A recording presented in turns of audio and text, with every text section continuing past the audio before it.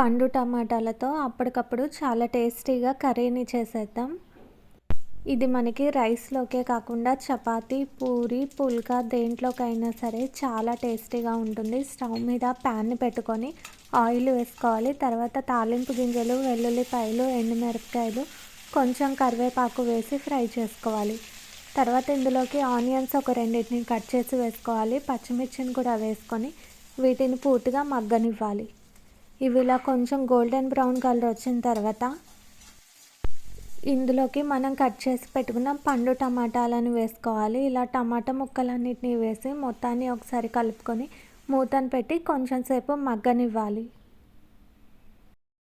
అప్పటికప్పుడు క్విక్గా ఏదన్నా కర్రీని చేయాలి అనుకుంటే ఒకసారి ఇది ట్రై చేసి చూడండి, చాలా టేస్టీగా ఉంటుంది. ఇది ఇలా కొంచెం సేపు మగ్గిన తర్వాత ఇందులోకి సాల్ట్ వేసుకోవాలి. టేస్ట్కి సరిపోను సాల్ట్ వేసుకొని చిటికెడు పసుపును కూడా వేసుకొని మొత్తాన్ని కలిపి దీన్ని పూర్తిగా మగ్గనివ్వాలి. ఇలా మూతను పెట్టి ఈ టమాటా ముక్కలు మొత్తం పూర్తిగా మగ్గే వరకు ఫ్రై చేసుకున్న తర్వాత మూతను తీసి మొత్తాన్ని ఒకసారి కలుపుకొని ఇందులోకి కారంని వేసుకోవాలి. కారంని కూడా ఘాటును బట్టి వేసుకోవాలి.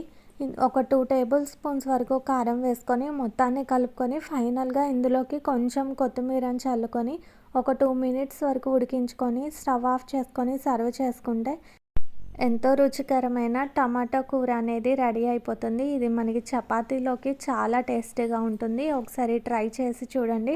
ట్రై చేసిన తర్వాత ఎలా ఉందనేది నాకు కామెంట్ బాక్స్లో కామెంట్ చేయండి. ఇలాంటి మరిన్ని టేస్టీ రెసిపీస్ కోసం తెలుగు హోమ్ ఫుడ్ ఛానల్ని సబ్స్క్రైబ్ చేసుకొని పక్కనే ఉన్న బెల్ ఐకాన్ని ట్యాప్ చేసి ఆల్ అనే ఆప్షన్ని సెలెక్ట్ చేయండి.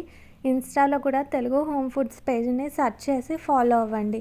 లింక్ కింద డిస్క్రిప్షన్లో ఇస్తాను. Thanks for watching.